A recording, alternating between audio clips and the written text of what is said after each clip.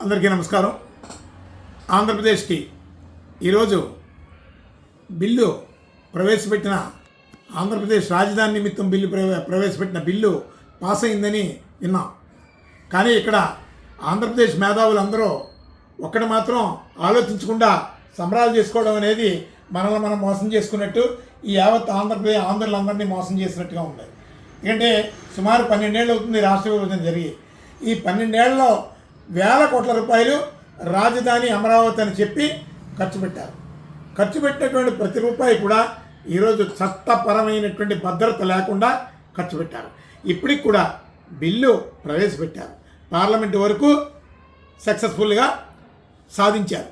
ఇంకా ఇది చట్టపరంగా రూపాంతరం చెందాలి అంటే చాలా రాజ్యసభ, అలాగే ప్రెసిడెంట్ ఆఫ్ ఇండియా, ఆ తర్వాత మరలా అగైన్ పార్లమెంటుకు వచ్చి ఇది చట్టం కావాలి. ఇంత ప్రాసెస్ ఉంది. మరి ఇంత ప్రాసెస్ ఉండగా ఈ 12 ఏళ్ళుగా అమరావతి రాజధాని అని చెప్పి ఏ చట్టబద్ధమైనటువంటి హక్కుతో పరిపాలన సాగించారు?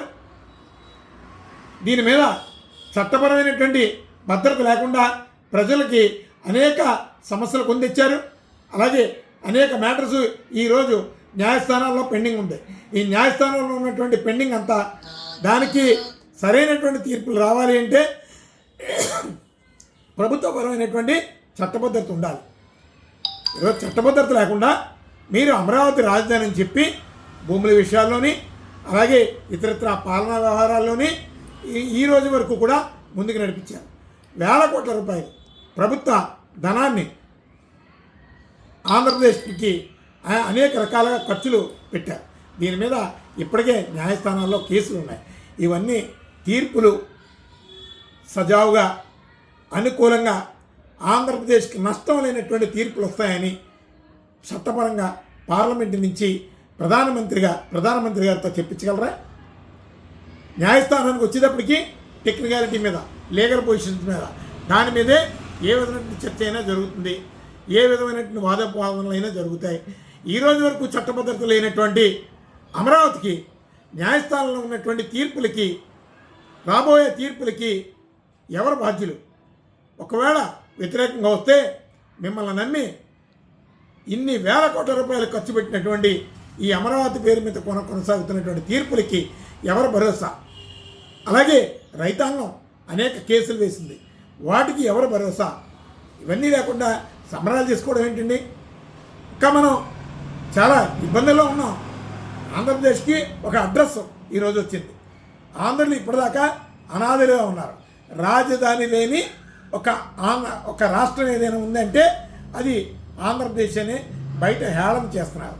ఈరోజు కొంతలో కొంత ఊరట ఏంటంటే మనకి ఆంధ్రప్రదేశ్ రాజధాని అని పార్లమెంటు సాక్షిగా ప్రకటన చేశారు, చట్టం కాకపోయినా.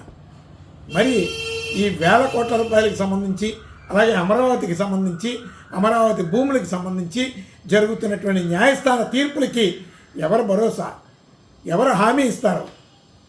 ఆ కేసుల తీర్పులకి ఎవరు ప్రభుత్వమైన హామీ ఉంటుందా? చంద్రబాబు నాయుడు గారి కూటమి ప్రభుత్వం హామీ ఉంటుందా? నరేంద్ర మోడీ గారి ప్రభుత్వం హామీ ఉంటుందా? ఈరోజు కూడా పూర్తిగా అమరావతి రాజధాని అని చట్టం లేదు. కేవలం పార్లమెంట్లో మన వాదనని, మనం ప్రవేశపెట్టినటువంటి బిల్లుని యాక్సెప్ట్ చేశారు. అంటే 12 ఏళ్ళగా ఆంధ్రప్రదేశ్ ప్రజల్ని మోసం చేస్తూనే ఉన్నారు, మోసపోతూనే ఉన్నాం మనం. ఇంతకంటే అన్యాయమైనటువంటి మోసం ఏ రాష్ట్రంలోని ఏ ప్రాంతీయ వాదికి కూడా, ఏ ఆంధ్రుడికి కూడా జరగనటువంటి పరిణామం. ఈరోజు సిగ్గుపడుతుంది. ఏవో రాసేస్తున్నారు. కొన్ని కార్పొరేట్ మీడియా సంస్థలు భజన చేస్తున్నాయి. విజయోత్సవ సభలట. ఏంటి విజయోత్సవ సభలు? 12 ఏళ్ళు ఆంధ్రప్రదేశ్ ప్రజల కష్టార్జితాన్ని దోచుకున్నారు, ఆంధ్రప్రదేశ్ ప్రజల శ్రమను దోచుకున్నారు, ఆంధ్రప్రదేశ్ ప్రజల్ని మోసం చేశారు. రాజధాని లేకుండా మనకు రాజధాని అని బూచిగా చూపించారు. ఇంత మోసాన్ని మీరు విజయోత్సవ సభలు ఎలా చేసుకుంటారు? కానీ ఖచ్చితంగా మీరు చేస్తున్నటువంటి మోసం యావత్ ఆంధ్రప్రదేశ్ ప్రజలు ఎండగట్టే రోజులు ఖచ్చితంగా వస్తాయి. రేపు పొద్దున భవిష్యత్తులో ఈ ఆంధ్రప్రదేశ్ రైతులకు కానీ, అమరావతి పేరు మీద జరుగుతున్న న్యాయస్థానాల్లో జరుగుతున్నటువంటి వివాదాలకు కానీ ఏదైనా వ్యతిరేక తీర్పులు వస్తే ప్రతి పార్లమెంట్ సభ్యుడు అలాగే కూటమిలో ఉన్నటువంటి ప్రతి ఎమ్మెల్యే బాధ్యులే, మీ ప్రభుత్వాలే బాధ్యత వహించాలి. ఎందుకంటే ఆ నష్టాన్ని కూటమి సర్కారే భరాయించాలి. కానీ ఖచ్చితంగా రాష్ట్రీయ ప్రజా కాంగ్రెస్ పార్టీ దీన్ని పూర్తిగా వ్యతిరేకిస్తుంది. ఇది పచ్చి దగా అని చెప్తుంది. కానీ ఖచ్చితంగా మేధావర్గం అంతా దీన్ని ఆలోచించి ఆంధ్రప్రదేశ్కి జరుగుతున్నటువంటి నష్టాన్ని భర్తీ చేసుకోవాల్సినటువంటి అవసరం ఉందని ఈ సందర్భంగా రాష్ట్రీయ ప్రజా కాంగ్రెస్ పార్టీ నుంచి యావత్ ఆంధ్రప్రదేశ్ ప్రజానీకానికి తెలియజేస్తాం.